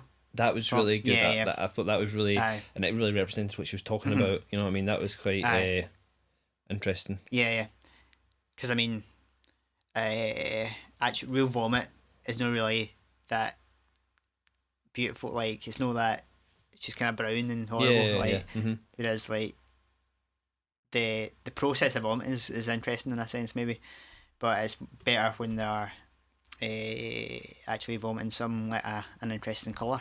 Makes it more strange. Yeah, definitely. There's a bit where she's just like kind of water coming out as well. So that's a step up for this film, I think. Like, there was the scene where we've got Hope Likens and Amir Levy both kind of like masturbating with the cross. Right. Like, that stuff, do you think, was that the stuff with Amir Levy? That looked as if that was SVD era. Yeah, yeah. Yeah. Aye, because it was Obviously cut kinda- into the 4:3 image once it. Yes, aye. Aye. What do you think about that? Like he talks about like in the making of and things about he's honestly not trying to offend Aye. like Christianity and like that, but like he kind of sees it as the cross being a. I mean, it's quite interesting when you think about it with the films he makes. Like kind of it's people holding up this sacrificed human being on a cross who's in pain and suffering. Yeah. And holding that up as a sacred image. And it's contrasting what people say about his films about you know what I mean. It's kind of found that quite interesting. It's fair enough. How is that any different necessarily than what he's portraying on screen? These people being in suffering and sacrifice. What did you think to that? Well, the obvious thing you think about is Exorcist. Yes, aye. And for me, I didn't find it in this film. I didn't find it shocking at all. Yeah, it's sort of shocking in a way in The Exorcist. Maybe even back in the day, maybe not so much now, but I didn't feel any emotional impact.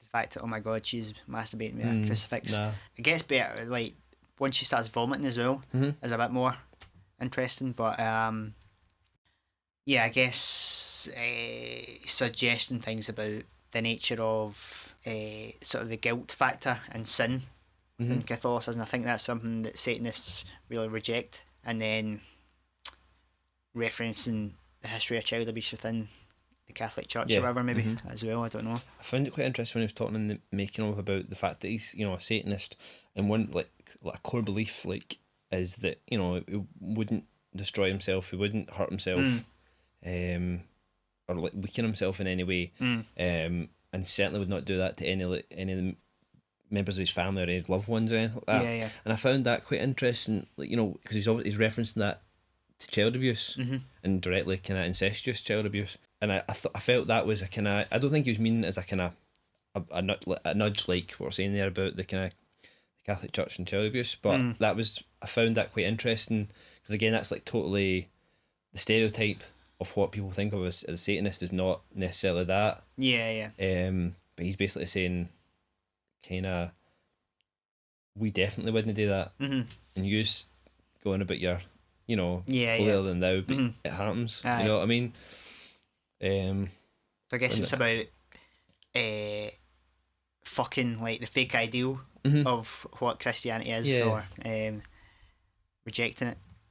It's kind of, I mean, it's like kind of. I guess it's the whole outsider thing again, like of kind of.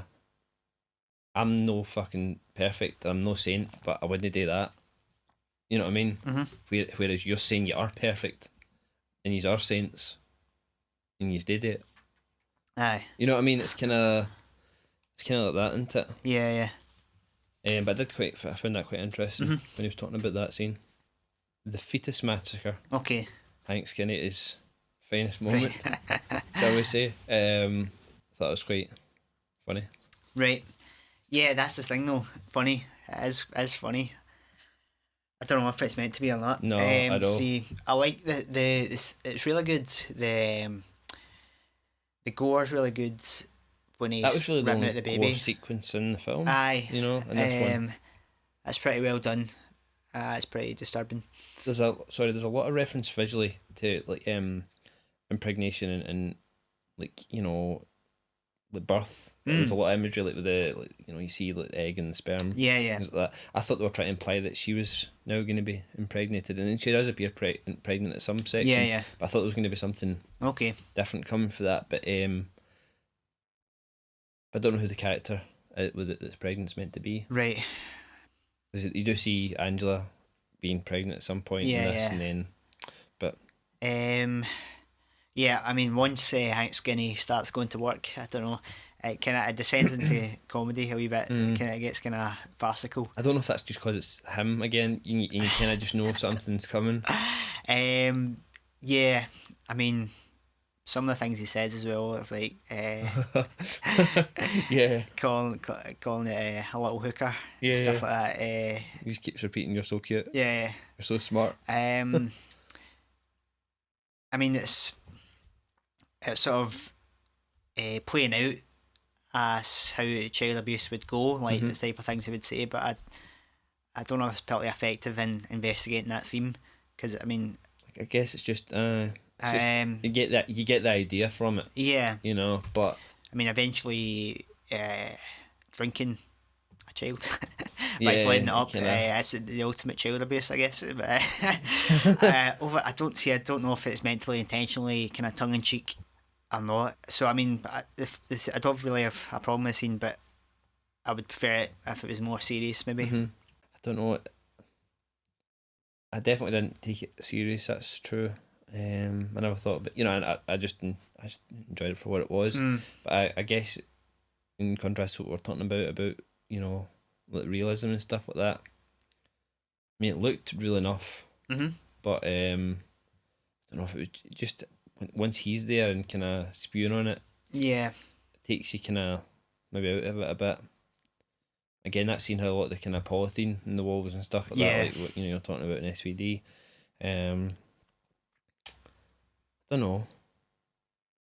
I mean, then he kind of like shags it a wee bit, the wee baby doll.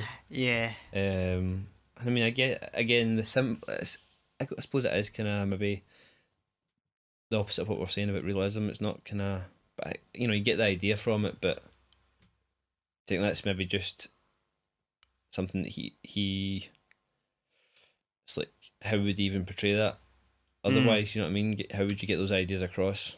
Well, You know, I mean, he talks a lot about that, but like, you know, the fact that he's got these ideas that he's trying to think, and he has to put images on yeah. the screen to get the idea across. So I mean, I don't know. It's not as memorable as the other two to me. This one, it just fell a wee bit flat. You know what I mean? Held up on its own. It's still pretty good, but it definitely has qualities that make it slightly better. Yeah. Individually, than the other ones. But I think, to me, even the gore and like SVD, like that scene where the girl gets her eyes gouged out, that was the most kind of. But that was the only one scene out of the films that I watched and was like a wee bit kind of cringy, a wee bit, Okay. and kind of, oh, that looks sore, Right. you know. Well, I wouldn't like that to happen, you know what I mean? And the stuff in the other two, especially in the last one, I mean, the only gore was really with the fetus massacre, and I didn't feel that was particularly real looking. I guess once the baby came out, it didn't look real to me. Yeah. And that kind of maybe made it kind of more. And you knew it was coming. You knew he was going to cut it up or something. Something was going to happen. You know what I mean? So maybe that. I mean, I mentioned to you about there's some, especially with the first and second one, there's a little bit, you know, some repetitive themes. You know, with the head being cut open and spewed into and things like that. So maybe that's where the third one comes from. Like you've got a new main character effectively. Yeah. Even though in the second one you've got new, you know, the Angels of Hell. It's still them with a mirror for a lot of it. Yeah. Whereas this one, it's like you're introduced to a new character. Maybe that's why it doesn't, for me, hold up as well as the first two. Even though Mira's still there, it just feels like, you know, who's this new person? Yeah. You know? I know. I think with this one, well, Valentine was just kind of broaden his sort of spectrum of what he can do. In a way that some of the stuff in it's more interesting, but in a way it's less successful, I think. I mean, I think Regurgitated Sacrifice stands out as the most perfectly formed one in the trilogy for me. Yeah. Just and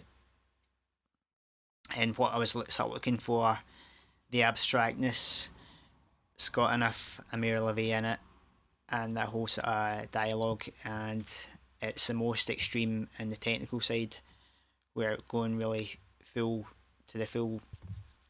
degree with the jump cutting and the sound design. So for me, I would say that's the best one. Definitely. I mean, that's definitely the most fully formed. I mean, it totally, as I say, the whole film feels like it would, none of it could take place in the real world. You know what I mean? Like, it's all kind of, you know, just weird and crazy, you know? See, I still quite like that, the personalness of, you know, of the first one. Oh yeah, definitely. Yeah, that still comes through for me. Like, I mean, I that quite affected me. You know, that way. You know, I really enjoyed that one. But definitely, Regurgitated Sacrifice is the most successfully executed one. I mean, the trilogy as a whole. As I said at the beginning, I don't know if anyone that's going to listen to this is really going to have seen it. Hopefully some people will have checked it out. Hopefully nobody will have been offended by it. But I mean, I'm glad I watched it now. I really am. When you first told me about it, I was kind of like, Right. I remember literally saying to you when you showed me the DVDs and told me what they were about, like, I don't think I'm ready for this yet. Right. I remember saying that. I was like months ago before we even thought about doing the podcast, anything like that. So I'm glad I've seen them now. Yeah. And I'm glad that I wasn't offended by them at all. And definitely, I mean, thinking about like the video nasties we've been watching, man. I mean, we thought they were tame before. You know what I mean? Yeah. This, I can't even imagine fucking, what do you call her, Mary Whitehouse, was it? Right. Yeah. Getting a hold of this. I know she never watched any of the nasties anyway, but even someone just telling her, like that you told me the synopsis of Aye. what happens, and man, she would have died. I think she would have had a stroke or a heart attack right there. Yeah. Unfortunately, although they've not been submitted to the BBFC ever, it's like I haven't really got hope in hell. Like, It'd be funny, like, to actually, I'd almost, if I had the money, like, I'd almost be willing to like pay for them to get submitted. Right. Just to see what they said. Aye, 'cause if you look at other recent What would stuff they that cut? they've banned, You know what I aye, mean? they hate stuff like combination of sex and violence is they really kind of over that, like any like blood with sex mixed in, and then the stuff like how some of the violence is, although it's simulated as real in a sense, like people getting slapped and stuff. I mean, that's why the Bunny game. Did you hear about that? Maybe that's the most recent thing they banned last year, because all the violence in it is actually real. It was about sort of a prostitute that gets kidnapped by a trucker and sort of abused and tortured and stuff, and like all the slaps and stuff and getting pushed about actually really happened. It wasn't simulated at all, and I'm not happy about that. So Right. again, it's like we're talking about like porn and like, you know, people sitting groups believing that it's, you know, like exploitative and but again, much like this film, that and like these films, and that your film you're talking about, if everyone's willingly participating, yeah, then what, you know, how can you say that it's necessarily wrong? I mean, if it's the same with like people that do like have these fetishes, you know what I mean? It's none of my business, you know what I mean? It's not. I can't say whether they should be doing it or not. You know what I mean? And if you're making a film about it, it's as long as everyone's knows what's going to happen. Much like, I mean, Lucifer Valentine goes to great lengths, I feel, when he's making of documentaries, to know that that the person that's talking knows exactly what's going to happen. Yeah. They're not in any danger at all, and he shows you before and after each scene, and asks them if they need medical help. You know what I mean?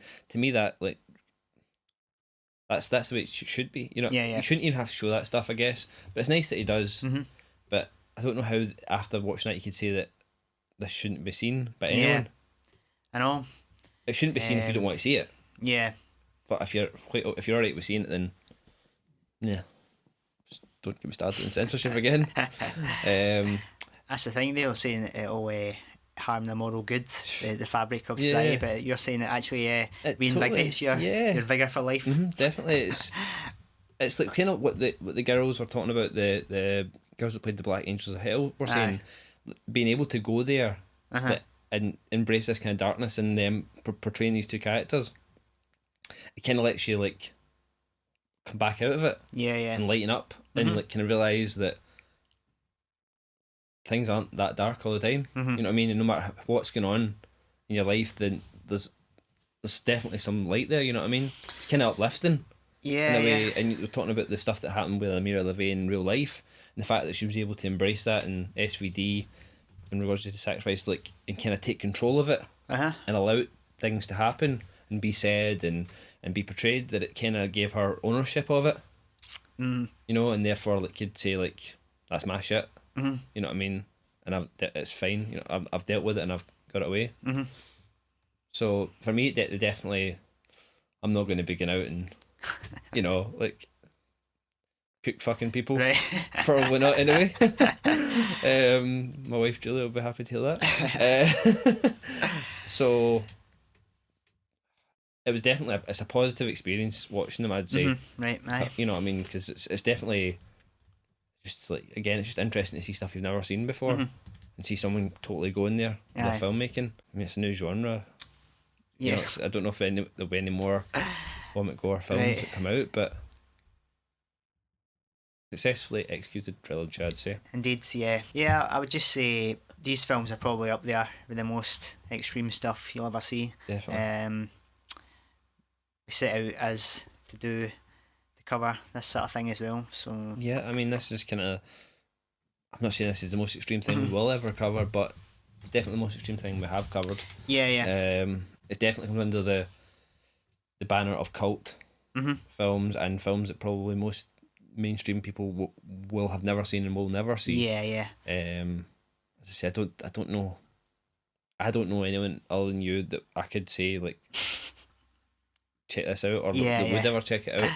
As well as that, I'd say they're really interesting films in a technical sense. If you're interested in like more things that pushes the boundaries of cinema, I think you'll definitely be interested in these. So check them out if you want to see something pretty different. Yeah, that's it. I mean, overall, I think it's a successful sort of trilogy of work. I think Regurgitate Sacrifice works the best. I'm glad these films exist. Yeah, I guess, mean, it's definitely it's all stuff that you would never see otherwise, or hopefully never see, and you can watch it all from the comfort of your own home. You can, so I still can't understand the backlash that he gets for them. Yeah. Say if he'd made snuff films, I can understand, but as I say, everyone's a willing to participant. No one's forcing anyone to watch them. If you're going in, you should be going in with your eyes open and know what kind of thing to expect. I mean, Vomit Gore Trilogy doesn't exactly scream My Little Pony, you know what I mean? So fuck off if you're offended by it, I'm afraid. Aye. And don't watch it. But if you get a bit of an open mind, and as Gary says, wants to see something that's not like anything else cinema-wise. Yeah. And interestingly, I don't think these films come across in any pretentious way either. No, I never get that. Not. Sometimes get that with the type of thing where people are pushing the technical side, but it's all a bit kind of artsy, and they feel you're getting the impression as if they think they're preaching to you as they're saying some kind of grand philosophical statement or something like that. But I get the sort of impression that he's quite a humble guy, quite honest. So, I mean, he does have a kind of like a few jabs at himself, like about the fact that the imagery he puts on it and isn't very necessarily, or the story that's kind of the loose literal story isn't very profound. Yeah. At all. He quite admits that he's not exactly a storyteller. But it's the imagery that he's using to kind of convey the ideas. Yeah. That that's what fuels him, and he finds interesting. So I get the impression that he's made these films, and especially SVD, and he really doesn't care if anyone's seen them. Yeah. He really doesn't like. He's not like, oh, everyone has to see this, and I need to get feedback from him. He's kind of made it almost to fulfill his own thing. Yeah. You know what I mean? And if no one had ever seen it, I think he would be kind of happy enough that it just exists. Yeah. Which I think that's like kind of most like art. You know, like, yeah, okay, people want feedback for the art, but like I think it's just the kind of what you get from it yourself, the accomplishment. Aye. And the fact that he's kind of got his ideas across in his imagery that he wants to portray. Okay, so that rounds up our conversation on the Vomit Gore trilogy. Now it's time for random shit. Random shit. Sorry. Okay, so news first. Okay. Yeah. So any news, Gary? I've got one thing. One thing I'm going to bring up. Okay. This episode, and it is the announcement of Universal's Alfred Hitchcock Blu-ray box set. Oof. And what's going to be in it? It's I believe it's the same box set you just bought recently. Sure. The DVD. I think it's a 14 disc. In the box you've got Rope, Rear Window, The Man Who Knew Too Much, Torn Curtain, The Birds, Family Plot, Frenzy, Shadow of a Doubt, The Trouble with Harry, Marnie, Psycho, Saboteur, Topaz, and Vertigo. So this is interesting. We were just on the first or second episode, we were talking about Hitchcock and Blu-ray. Yes. And how it may be years and years before we see these, but props to Universal. They've stepped up Wait, where I saw it announced, it was like a German release. Is that right enough? Yeah. But that pretty much says that it's I going to think come. so. Aye, that was the consensus. I Sure. think. I mean, if Universal, if it's Aye. Universal, do you think they'll all have restorations done? I know Psycho was restored already. I think it's gonna major films are going to be restored. I think because Universal, I think I've hinted that Vertigo is getting restored or has recently been. I know the Birds, I think, has had a restoration done, and maybe like Rear Window as well. Got you. So I'm thinking that the lesser titles will probably be older masters, Right. but hopefully they'll be in decent shape. Well, I mean, the US box set, Universal box set, apparently had some nice prints in it for all the films, and they're all like correct aspect ratio and stuff like that. So even if it's the masters they use for those, but just in high def, I mean, I'm sure it'll be still be better than what we've got. Yeah. Especially in this country, holy shit. But no, that's really good. Yeah, and hopefully they'll fix the aspect ratio. Yeah, that's issues. What I mean. Hopefully it'll be the proper, because the US one had the older proper aspects, whereas the UK one didn't. Kind of made me kind of double think now whether to get the Psycho steelbook or not. I probably still will get it. I take it you won't get the book and stuff like that with the. Hopefully get something nice with the collection, but I mean that's a cracking set for a Blu-ray set, eh? Yeah, biggest definitely. Blu-ray set I think there is. Could 14 movies. So Universal getting it done. Yeah, man, getting it done, son. I should know the catchphrase. So getting it done, son. Looking forward to getting that one. And also, on a side note, we were talking about Strangers in a Train had been announced in Germany. Yes, aye. But that's now been pulled, it seems, because that was supposed to come out in May. Right. But so maybe Warner Brothers are thinking, right, if Universal's doing theirs, we're gonna get it done, son. Our 6 movie box set as well. Yeah, that would be awesome. That'd be pretty a big Hitchcock year. Could be, aye. Man, I've not got the money for this. Right. No, that would be really good though. It makes sense. Mm-hmm. They tend to do that with Blu-rays at the moment. Well, more likely doing the kind of box sets first and then doing the individual releases. Aye. It's a bit annoying in some cases, but no, that'd be really good. Cool. So that's the only news I had this week, but it's a momentous That's pretty good. piece. Definitely. I've just got a tiny bit of news, I guess. It's just about we've both pre-ordered the Arrow video, House by the Cemetery. Yeah. They've had a bit of a cock up with the manufacturer once again, and it's kind of been pushed back now from the 21st of May to I think it's is it the 3rd of 4th of June? 4th of June, I think. 4th of June.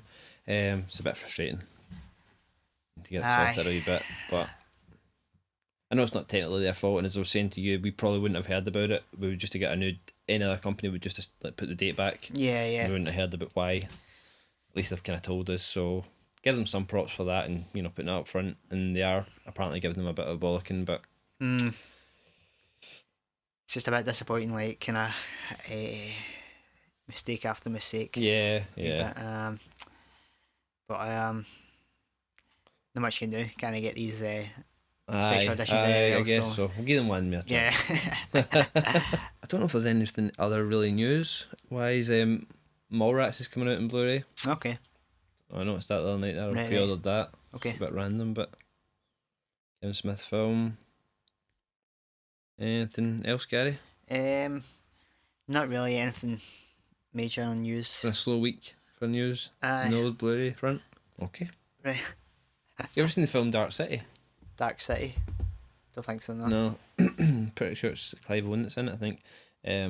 Released in like 98 or 99, just before the Matrix kind of thing. But it's kind of similar thing, but it's regarded as many as better.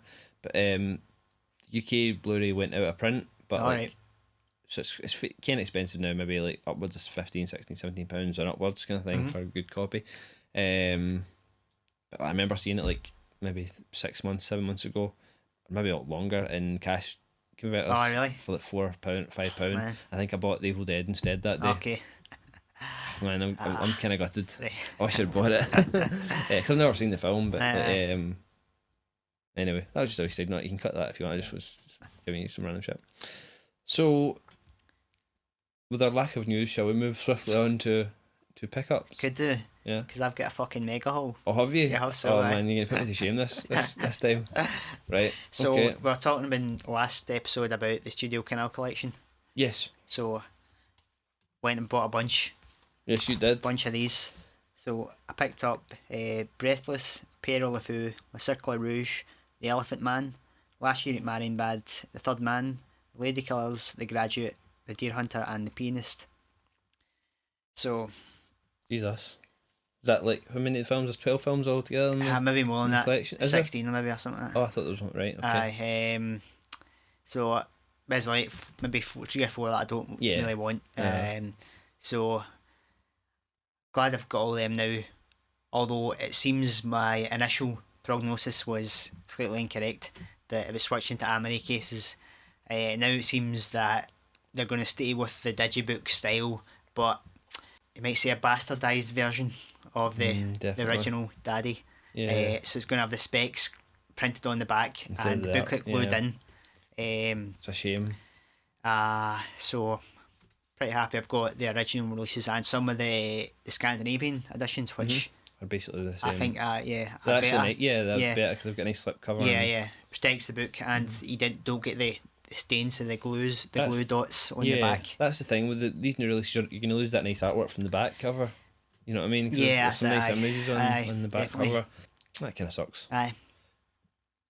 So Is that your? I've got more. Right. Got more as well. Okay. Oh no. Right. Okay.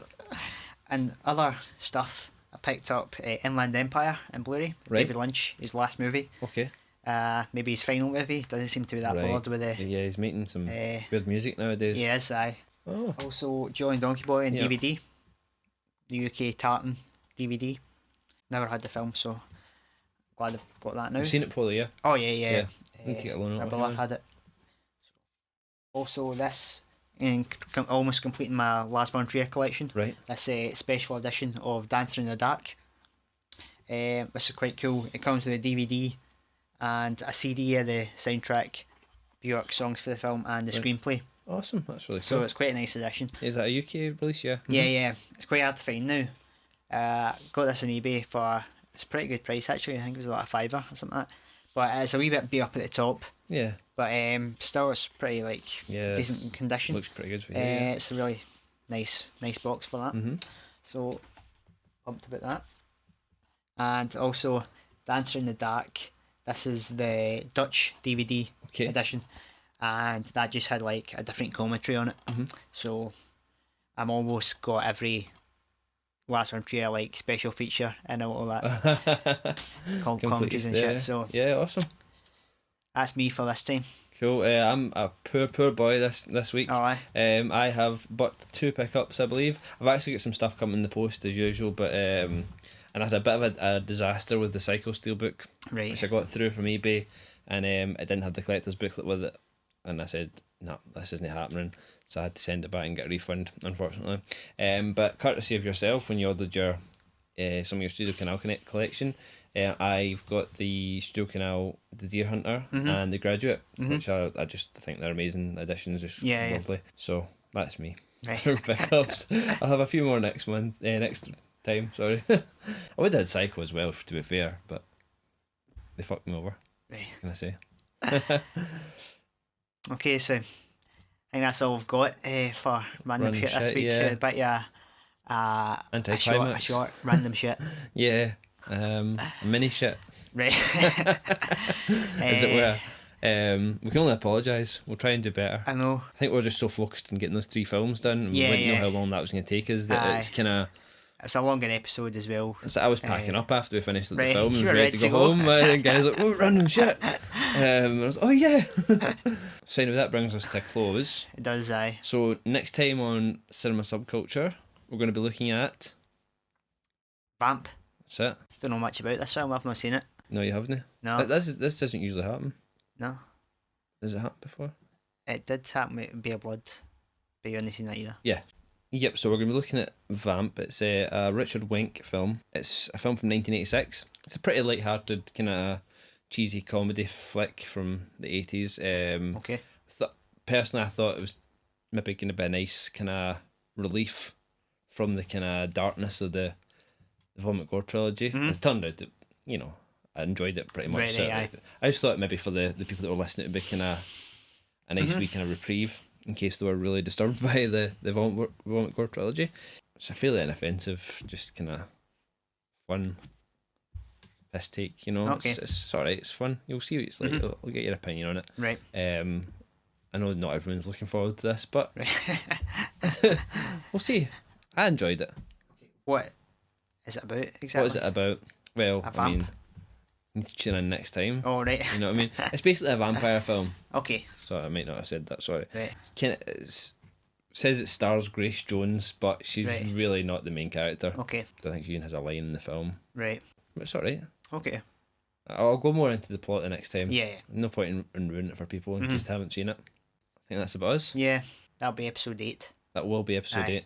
Need to get a new schedule up. We will, That's as far as aye. we've reached. Got any ones you're thinking about? I mean, I've still got that Slasher Nasties DVD Aye. box set with the Midnight Murder Train on it. Mm-hmm. Killer Nun Right. and Torso. Mm-hmm. Look at that. What about yourself? You got I've any got thoughts? about 6 titles I'm really pretty Yeah. looking forward to getting done. Probably do Cannibal Holocaust in the next section. Antichrist I really want to do. Last year at Marienbad, quite like to do. Right. It's like a bit of it's like a really weird film, but it's no horror at all. So Right. that'd be an interesting one to do. A Serbian film might do soon. Black Swan, I'd quite like to do as well. That's kind of Yeah. pushing it towards the mainstream a wee Mainstream. bit, but it's one of my favourite films. Yeah. It is pretty weird and pretty intense. Got you. It's got nods to like Argento and David Lynch, stuff like that. So It's definitely a film I've been looking forward Right, to aye. checking out. Did you see you got that in Region 3 or Region B? I think I've got the American version, which I think is A and B. Is So it? aye. I So thought you said it was locked before. did I say it was I locked? think you said before because I was going to take a loan it, but it was. Okay, I can't remember. I've got a Region B one as well, the French one. Yeah, So cool. you can watch that in Blu-ray, yeah. and I'll do that as well. Definitely. Again, if anyone's got any suggestions, either out of the films we've mentioned for they'd really like to hear, or anything that was not mentioned that they'd like to know about, or, for us to cover, email us at cinema_subculture@hotmail.com. Yep. Or give us a post on Facebook. Yeah. Remember to like on Facebook. We've been getting a few likes. Thanks You for that, have, guys. yes. Cheers for all the people. But just get in contact whatever way you can, and we'll see what we can do. If you have any ideas how we can improve the podcast, Yeah, or that's it. Like like 10% less Simon, you know what I mean, or Right, something aye. like that, or like even just like 50% more Gary. You know, Aye. so anything you want. So we'll promise we'll try and have some more random shit for next time. Right, aye. We should be getting back to kind of more normal every 2 weeks again. We will have the Bat Pod coming up Right. soon. The first of those, and we'll be recording the second soon as well. I think that's about it, Gary. I think that's us. Say Yeah. any feedback appreciated. Just drop us a line. Yeah. So join us next time on Cinema Subculture. Thanks for listening, and Keep it extreme.